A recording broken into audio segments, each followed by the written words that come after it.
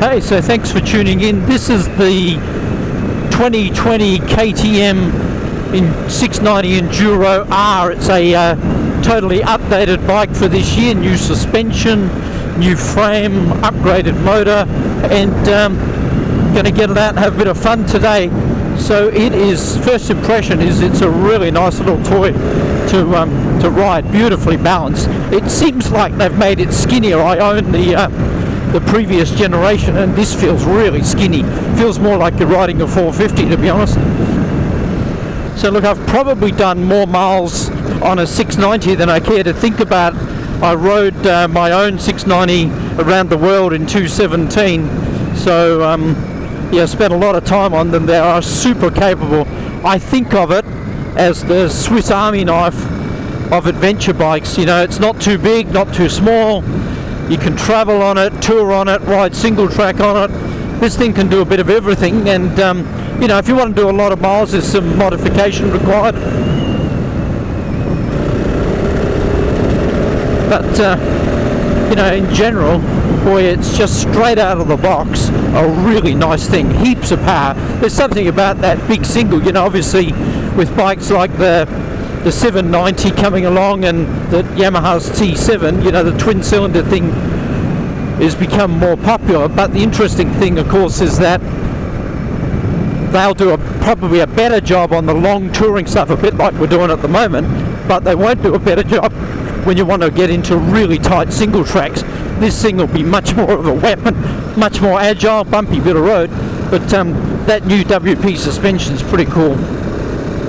And look, I think it is the bike, if you're planning on doing really long trips, then it needs a little bit more fuel capacity. They've upped it this year to 13 and a half litres, but you know, probably 17, 18 would be better if you're going to do a lot of long stuff, particularly in Australia. We've got a long way between fuel stops. It's a simple bike, you know, you look at the dash there if you can see it, very basic dash, basic instrument controls, but in a sense that's the beauty of a 690. It's not, you know, I own the 1290 Adventure R and it's got digital dashes and, you know, heated grips and cruise control. This is not that bike. But then, you know, if you're Toby Price or Chris Birch, you want a single track, yeah, they'll ride anything. The rest of us mere mortals, you know, we need the right weapon, and for me the 690 fits in about perfect. Yeah, I'm sort of pleased that KTM is still making it. You know, there was I suppose a bit of wonder when they announced the 790 a couple of years ago if it made sense to keep making the 6, but I think they are distinctly different bikes. You know, so this is the guy who is very dirt orientated, you know, and really wants to get into some of the more gnarly stuff. It's not far from the 500. You know, it's heavier, definitely not a sharper weapon, but you know, you're not going to go as quick off-road, but this will get you there. And obviously you're not carrying that extra 20 or 30 kilos that the 790's got, or the T7 I think is probably another 10 on that again. So it's 146 kilos I think dry, so you know, just a nice weight. It sits on this sort of road. You know, the lighter bikes will walk around a lot on these sort of wide open dirt tracks, but you know, this just, it's got that nice balance of weight, power, handling. So far it's a pretty impressive little thing. So one of the good, I think the 690 is a nice flexible thing. So like this, I don't know if you can see, that's 110 so in kilometers. So you just cruise it. It's very smooth, definitely smoother than the old 690 motor. That extra balance shaft made a difference. You know, but you just sit here, it would sit on this all day, and it's got plenty of get up and go. You know, so you get there, if you wanted to pass someone, you get 120, you know, 130, bang. You know, so it pulls really well. Yeah, a few changes. The actual frame on it's revised from previous generations, so it's a bit stiffer. Got the Explorer 48 forks on it, really nice forks. They've increased the fuel tank capacity a fraction. That's still in the rear. They have made this better, where the filler in the back is on the old one. If you took that off, any crap could just get in the tank, and they've sort of made a extended neck on it so it's not as bad. So that's an improvement. Big change, if you look at it dash wise, they've gone to, which is pretty much, you know, the 500, 350 type enduro dash. So definitely taking the bike, you know, much more an enduro off-road path than a touring bike. Used to have the big dash with the tacho and everything, so that's quite a change. You know, other than that, it's a pretty standard quality KTM fit out. You know, all the fit and finish are really good. You know, and if you are a serious dirt rider and you spend a lot of time fire trails towards single tracks, then, you know, I've got the 500. The downside, it's an amazing motorbike for that stuff. The downside of it is pretty much every time you ride it, you got to service it. This thing, you know, you can go around the world.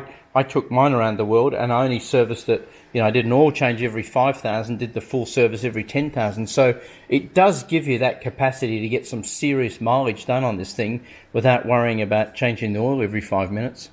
Been riding the 690 for about 150 k's.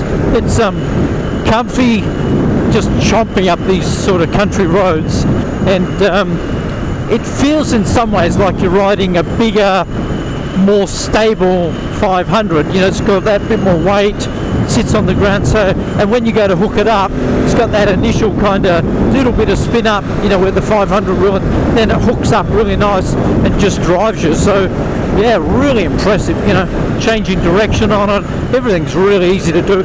You know, probably the factory tyres, like most times, are, you know, not where I'd probably choose to be, but actually not bad. You know, for this stuff, they've not been too bad. In the really low, slow speed stuff, and you're trying to crawl through and spin it up a bit, they've got not much. They've really got not much grip. But once you're rolling a bit, it's not bad. And I mean, the seat's not fantastic, but it is an improvement on some of the old KTMs. They were like sitting on a bit of concrete. So it's you know, as I say, 150 k's and probably 3 hours riding, it's still okay, which I'm pleasantly surprised about. So it's definitely an improvement from KTM. So the fuel, I don't know if you can see it, fuel lights on that came on at right on 230 kilometers, and it's been a combination of fire trails, you know, open country dirt roads, and then these bitumen country roads. So, you know, not bad. I reckon by the time I get to the next fuel stop, it's going to be done about 250 k's on less than 13 litres, so that's not too bad. Yeah, if I have one criticism of the 690 standard, is I think the suspension's set up a bit too firm.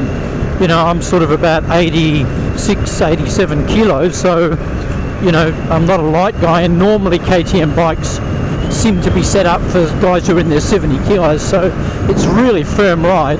The more you push it, obviously, the better it handles, but I don't think it needs to be quite this firm. If it was my bike, I'd just get the suspension, you know, resprung. Probably don't know if you'd even need to revalve it, it's that good. But yeah, other than that, it's pretty hard to find fault with it as the perfect Swiss Army knife for off-road and on-road riding. Fun toy. So just a huge thanks to Jared and the guys at Savage Motorcycles for letting me get out on the 690 today and have a bit of fun. If you're in the market for a bike, worth going and having a chat to the guys and have a ride on this awesome little 690.